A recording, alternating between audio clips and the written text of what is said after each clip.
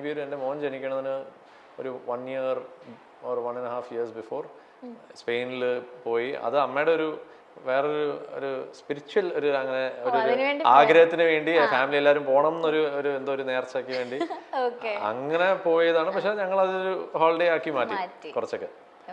So I think അതാണ് ഫസ്റ്റും ലാസ്റ്റും നടന്നിട്ടുള്ളത്. So അത് കഴിഞ്ഞ് പിന്നെ പാൻഡമിക്കും എല്ലാം കൂടെ ഒക്കെ ആയിട്ട്. സോ ഇപ്പോൾ ഐ തിങ്ക് ഇപ്പോൾ കുറച്ച് അവർക്ക് ടൈമുണ്ട് കുറച്ചുകൂടെ. ഇപ്പോൾ അമേരിക്കയിൽ ഇങ്ങനെ ഇപ്പോൾ ഈ 3 വർഷം ഇങ്ങനെ റിലാക്സ് ചെയ്തിരുന്നു. അപ്പോൾ അവിടെ ഇവിടെയൊക്കെ ഇങ്ങനെ ജസ്റ്റ് സ്ഥലങ്ങൾ കാണാനൊക്കെ അങ്ങനെ വലിയ ട്രാവൽ ചെയ്ത് ഭയങ്കരമായിട്ട് സ്ഥലം കാണാനൊന്നും പോകാൻ ഉള്ള ടൈപ്സ് ആൾക്കാരല്ല അപ്പം അമ്മയും. ഈ പോകുമ്പോൾ പ്രോഗ്രാമിന് ഓസ്ട്രേലിയ പോകുന്നു അല്ലെങ്കിൽ UK പോകുന്നു, അവിടെ പോകുന്നു, അങ്ങനെ പോകുന്നുള്ളതൊക്കെ ഉള്ളൂ. ദാസേട്ടൻ ഇങ്ങനെ കണ്ടിന്യൂസ് ആയിട്ട് വർക്ക് ചെയ്യുന്ന ഒരാളായിരുന്നല്ലോ. അപ്പൊ എപ്പോഴെങ്കിലും ഒരു മകൻ എന്നുള്ള നിലയിൽ ചേട്ടൻ എപ്പോഴെങ്കിലും അച്ഛനൊന്ന് റെസ്റ്റ് എടുക്കണം, അച്ഛനെ ഒന്ന് അങ്ങനെ എപ്പോഴെങ്കിലും ചിന്തിച്ചിട്ടുണ്ടോ? നമുക്ക് തോന്നുന്നില്ല അങ്ങനത്തെ ആൾക്കാർക്കൊക്കെ ഇപ്പൊ നമുക്ക് ആഗ്രഹം ഉണ്ടാവല്ലോ, നമുക്ക് നമ്മുടെ പേരൻസിനെ റിട്ടയർ ചെയ്യണം എന്നൊക്കെ നമുക്ക് അങ്ങനത്തെ ഇപ്പൊ ഇതുണ്ട്. പക്ഷെ അതിന് ചില ആൾക്കാർക്ക് അത് പറഞ്ഞിട്ടുള്ളതല്ല. ഒന്നാമത് എനിക്ക് അപ്പയുടെ ലെവലിലുള്ള ഒരു ടൈപ്പ് ഒരാളിനെ എന്താണ് റെസ്റ്റ് ചെയ്യിപ്പിക്കാൻ പറ്റൂല. എന്നുവെച്ചാൽ പുള്ളിക്ക് പറഞ്ഞാൽ ഇതിങ്ങനെ പൊയ്ക്കൊണ്ടിരിക്കുന്നതാണ്. പിന്നെ ഇവൻച്വലി ടൈം, ഏജ്, ഇങ്ങനത്തെ കാര്യങ്ങളൊക്കെ നമ്മളെ എപ്പോഴെങ്കിലും നമ്മുടെ അടുത്ത് പറയും, ഓക്കെ ഇനിയിപ്പോൾ കുറച്ചൊന്ന് റെസ്റ്റ് എടുക്കാന്നൊക്കെ. അല്ലെങ്കിൽ ഇപ്പോഴാണ് ആ ടൈം. ഇനോവേ കറക്റ്റ് ആയിട്ട് ഒരു പാൻഡമിക്കും വന്നു. സോ പുള്ളിയുടെ ലൈക്ക് ഈസ് ഓക്കെ, ഇത് ആക്ച്വലി ഓക്കെ ഇനിയിപ്പോൾ ഞാൻ എന്താണ് ചില്ല് ചെയ്യാം. അപ്പോൾ അമ്മ ഇങ്ങനെ പറഞ്ഞാൽ നമ്മൾ നടക്കാൻ പോകുന്നത്. അപ്പോൾ അതൊക്കെ ഭയങ്കര മടിയാണ്. പക്ഷെ അല്ലെങ്കിൽ ഡയറ്റും കാര്യങ്ങളൊക്കെ വളരെ കൺട്രോൾഡ് ആണ്. അപ്പോൾ എന്നിട്ട് പിന്നെ ഈ എയർപോർട്ട്സിൽ നടക്കുക, പിന്നെ കച്ചേരിക്ക് 3 മണിക്കൂർ ഇങ്ങനെ ഇരിക്കുക, ഇതൊക്കെയാണ് പുള്ളിയുടെ എക്സസൈസും. അപ്പോൾ ഇങ്ങനെ ട്രാവൽ ചെയ്യുമ്പോൾ തന്നെ ഭയങ്കര അങ്ങനത്തെ നടക്കുന്നതൊക്കെ എപ്പോഴും ഉള്ള ഒരു കാര്യമാണ്. But he's like now is like okay അതൊക്കെ കുഴപ്പമില്ല, കുറച്ചൊന്ന് റിലാക്സ് ചെയ്യാന്നൊക്കെ. ഒരു മിസ്സിംഗ് മൊമെന്റ്സ് ഒക്കെ ഉണ്ടായിട്ടുണ്ടോ ലൈഫിൽ? അങ്ങനൊന്നുമില്ല. ലൈക്ക് ഇപ്പൊ ഞാനും എന്റെ ജോലി അത് തന്നെയാണ്. അപ്പൊ അതൊരു അണ്ടർസ്റ്റാൻഡിങ് ആണ്. ലൈക്ക് നമ്മൾ ഇങ്ങനത്തെ ഇതാകുമ്പോഴത്തേക്കും വിൽ ഹാവ് ടു. ഇപ്പൊ എന്റെ പിള്ളേരെ ഞാൻ അതുപോലെ എത്രയോ മിസ് ചെയ്യുന്നു. എൻ്റെ ഒരു ഡിഫറൻസ് എന്ന് വെച്ചാൽ ഞാൻ കുറെ ട്രിപ്സ് പ്ലാൻ ചെയ്യും എങ്ങനെങ്കിലൊക്കെ. ഒരു സമ്മറെങ്കിലും ഇപ്പൊ ഞാൻ അവരായിട്ട് അമേരിക്കയിൽ പോയി, എന്നിട്ട് അവരവിടെ കുറച്ച് നാൾ അവരുടെ കൂടെ ഉണ്ടായിരുന്നു. അവിടെ അപ്പയുടെ അമ്മയുടെ അവിടെ വിട്ടു. അവരുടെ അമ്മ വന്നു, ഞാൻ ഇങ്ങോട്ട് ജോലിക്കും ഓരോ ഫംഗ്ഷൻസും അവാർഡ് റെക്കോർഡിങ്സ് ഒക്കെ ആയിട്ട് ഞാൻ ഇങ്ങോട്ട് തിരിച്ചു വന്നു. അപ്പോൾ അവരവിടെ ഇങ്ങനെ കുറച്ച് അങ്ങനെ ഡിസ്നി വേൾഡും അങ്ങനെയൊക്കെ കറങ്ങാനൊക്കെ പോയിട്ടുണ്ട്. സോ അങ്ങനെ നമ്മൾ മാനേജ് ചെയ്യാം എങ്ങനെയെങ്കിലൊക്കെ. ഇപ്പൊ ദാസേട്ടൻ അച്ഛനെ കുറിച്ച് നമ്മൾ പറഞ്ഞുകൊണ്ടിരുന്നേ, വിജയ് ചേട്ടൻ അച്ഛനെ കുറിച്ച് ചോദിച്ചാൽ സെൽഫായിട്ട് എന്തായിരിക്കും പറയാ? അച്ഛൻ പൊളിയാണ്. അതെ, ഞാൻ പറയാൻ പാടില്ലല്ലോ, എൻ്റെ പിള്ളേർ പറയട്ടെ. അത് ഞാനായിട്ട് പറയുന്നത് ശരിയല്ല. പക്ഷേ ഞാൻ ഭയങ്കര അറ്റാച്ച്ഡ് ആണ് അവരുമായിട്ട്. ഇമോഷണലി ലൈക്ക് നമ്മൾ എപ്പോഴും സംസാരിക്കുകയും ഞങ്ങൾ അങ്ങോട്ടും ഇങ്ങോട്ടും ഓരോ കാര്യങ്ങൾ ഓപ്പണായിട്ട് പറയും. അവർ 14 8 വയസ്സാവുമ്പോൾ ജൂലൈയിൽ ഇളയാൾക്ക്. അപ്പോൾ 14 8 അപ്പം അവർക്കിപ്പോൾ എല്ലാ കാര്യങ്ങളും ഓപ്പണായിട്ട് സംസാരിക്കാനുള്ള ഒരു ഏജായി. എസ്പെഷ്യലി അമ്മയൊക്കെ. അവിയാൻ കുറച്ചുകൂടെയും ഇപ്പോഴും ചെറുതാണ്, പക്ഷെ എന്നാലും he is also very smart. എല്ലാ കാര്യങ്ങളും വാച്ച് ചെയ്യും, എല്ലാ കാര്യങ്ങളും നോക്കുകയൊക്കെ ചെയ്യും. സോ ലൈക്ക് ദാസേട്ടൻ അവരുടെ കൂടെ ഉള്ളപ്പോൾ ഭയങ്കര ചൈൽഡിഷ് ആയിട്ട് അതാണ് എനിക്കൊക്കെ അങ്ങനത്തെ പ്രോത്സാഹനമൊക്കെ ഇപ്പോഴാണ് കിട്ടുന്നത് പുള്ളിയുടെ. പക്ഷെ അതെന്താ വെച്ചാൽ ഞാൻ പറയാ നേരെ മരുമക്കൾക്ക് എന്താണ് പ്രോത്സാഹനം ഭയങ്കരമായിട്ട് വാരി കൊടുത്തു, കുഴപ്പമൊന്നുമില്ല. എനിക്കൊക്കെ ഇത് കുറേ നാളെ ഇപ്പൊ വളരെ എന്തെങ്കിലും പാട്ട് ഇറങ്ങിയ നീ ആ പാട്ട് നന്നായിട്ട് പാടി. അതിനുശേഷം എന്തായാലും അങ്ങനെയൊക്കെ. പക്ഷെ വളരെ റെയറായിട്ട് ശരിക്കും ഇഷ്ടപ്പെട്ടാൽ മാത്രമേ പറയുള്ളൂ. ഇപ്പൊ മാമൻ എന്ന് പറഞ്ഞ റിലീസായ പാട്ട് റഹ്മാൻ സാറുണ്ട്. അപ്പൊ അത് ഇറങ്ങി. അപ്പൊ അതിങ്ങനെ എല്ലാവർക്കും ഭയങ്കരമായിട്ട് ഇങ്ങനെ നല്ല റിപ്പോർട്ടായിട്ട് ഇങ്ങനെ പോയിക്കൊണ്ടിരിക്കുക. അപ്പൊ അവിടുന്ന് അമ്മ ഇങ്ങനെ വിളിച്ചു, അപ്പൊ വിളിച്ചു, ആ പാട്ട് ഭയങ്കരമായിട്ട് ഇഷ്ടപ്പെട്ടു എന്ന് പറയാൻ പറഞ്ഞു എന്നൊക്കെ പറഞ്ഞ്. എന്നിട്ട് ഞങ്ങൾ വീഡിയോ കോള് സംസാരിച്ചു, ഞാൻ നന്നായിട്ട് പാടിയിട്ടുണ്ട്, കൊള്ളാം എന്നൊക്കെ പറഞ്ഞു. അത് പറയുന്നത് വളരെ റെയറാണ്. നമുക്ക് ഭയങ്കര സന്തോഷമായിരിക്കും. നമ്മളതിങ്ങനെ ഓക്കെ കൂടുതൽ എക്സൈറ്റഡ് ആവണ്ട, നമുക്കത് ശീലമായല്ലോ, അങ്ങനെയാണെന്ന് നമുക്ക് അറിയാലോ. ഓക്കെ, അപ്പോ ഈ മ്യൂസിക് ഇൻഡസ്ട്രീനെ പറ്റിയിട്ട് അപ്പൊ എന്തൊക്കെയായിരുന്നു പറഞ്ഞു തന്നിട്ടുണ്ടായിരുന്നത്? ഇപ്പൊ ലൈക്ക് അവിടെ നമുക്ക് ഈ പറഞ്ഞ പോലെ പറഞ്ഞു തരാനൊന്നുമില്ല. ഞാൻ കണ്ടു വളർന്ന കുറെ കാര്യങ്ങളുണ്ട്. പിന്നെ ഞാൻ പറഞ്ഞില്ല, കാലങ്ങളിൽ ഞാനിങ്ങനെ എന്താ ലൈക്ക് എങ്ങനെ ഇത്രയും വെയിറ്റ് ചെയ്ത് ഒന്നും വരുന്നില്ല അല്ലെങ്കിൽ. അപ്പോൾ എൻ്റെ അടുത്ത് പറഞ്ഞിട്ടുള്ള ഒരു കാര്യം ഇത് മാത്രമേ ഉള്ളൂ. നമ്മുടെ ഒരു സ്കിൽ, എന്തെങ്കിലും നമുക്കൊരു സ്കില്ലുണ്ടാവും. അതിനെ ഒരാളത് കാണുമ്പോൾ അല്ലെങ്കിൽ അത് കാണണമെങ്കിൽ നമ്മുടെ സ്കില്ല് അത്രയ്ക്കും ഷൈനായിട്ട് നിൽക്കണം. ലൈക്ക് പ്രോപ്പറായിട്ട് നമ്മളത് മിനുക്കി നമ്മൾ ഡിസ്പ്ലേയിൽ വെക്കുമ്പോഴത്തേക്കും കണ്ട് ഇത് വേണം എന്ന് ഒരാൾക്ക് തോന്നണം. അപ്പോൾ നമ്മുടെ ആ പ്രോഡക്റ്റ് പ്രോപ്പറായിട്ട് നമ്മൾ പോളിഷ് ചെയ്ത് ഷൈൻ ചെയ്ത് വെക്കേണ്ടത് നമ്മുടെ ചുമതലയാണ്. I think that was one thing that okay.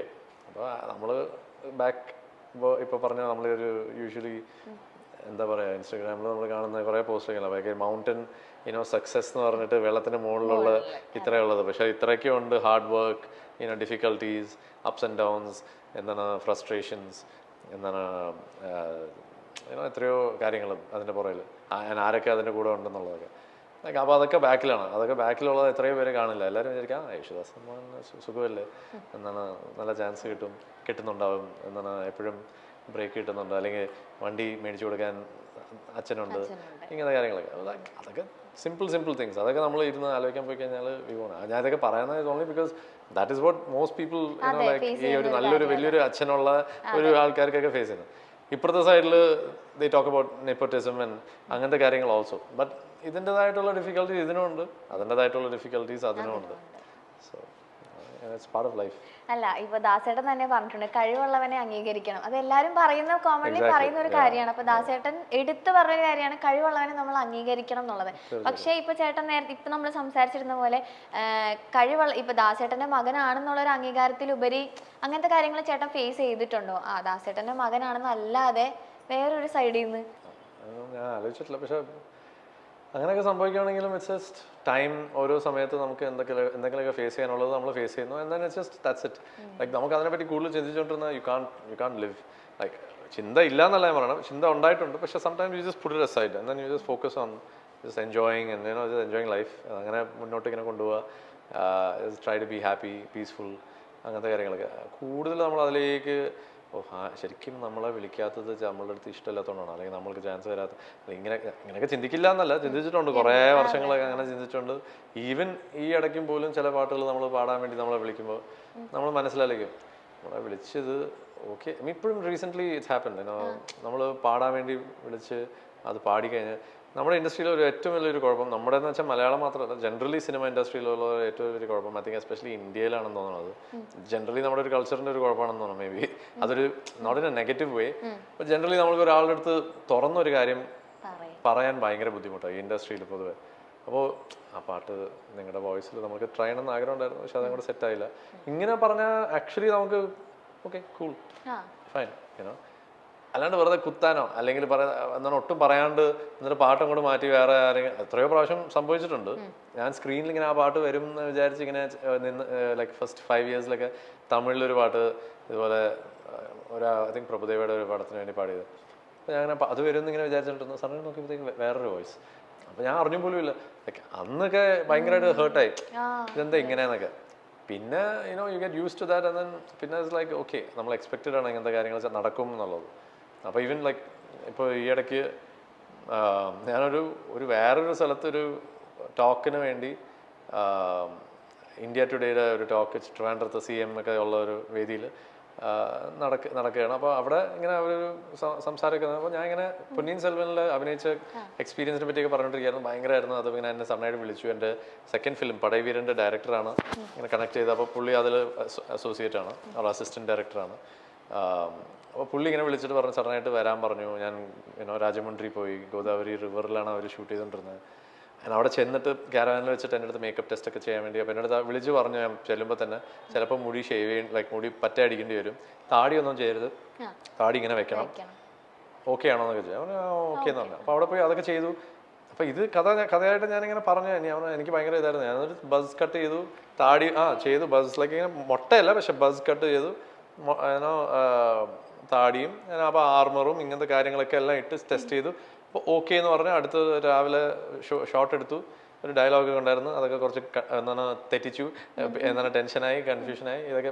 പക്ഷെ ഷോട്ട് ചെയ്ത് കഴിഞ്ഞപ്പോഴത്തേക്കും ഇങ്ങനെ സാറിന് ഇഷ്ടപ്പെട്ടു എന്നൊക്കെയാണ് പറഞ്ഞതെന്നൊക്കെ പറഞ്ഞ്.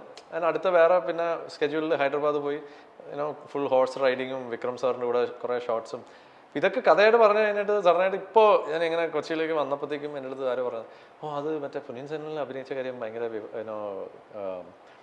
എന്താണ് വിവാദമായല്ലേ, എന്തോ ഇഷ്യൂ എന്തോ പറഞ്ഞു. ഞാൻ പറഞ്ഞു എന്ത് വിവാദം, ഞാനൊന്നും വിവാദമായിട്ട് അത് അറിഞ്ഞ പോലും ഇല്ല. ഇത് ലൈക്ക് ഒരു 2-3 ദിവസം മുമ്പേ എൻ്റെ അടുത്ത് ആരോ പറഞ്ഞു. അപ്പോൾ ഇന്നും വേറെ ഒരാൾ പറഞ്ഞു. അപ്പോൾ ഞാൻ പറഞ്ഞു ഞാൻ അങ്ങനത്തെ ഒരു സംഭവം അങ്ങനെ ഒരു വളരെ ഞാൻ പറഞ്ഞു എന്നാലും മണി സാറിനോട് വർക്ക് ചെയ്യാൻ പറ്റി എന്നുള്ളത് ഭയങ്കര ഒരു ഭാഗ്യം തന്നെയാണ്.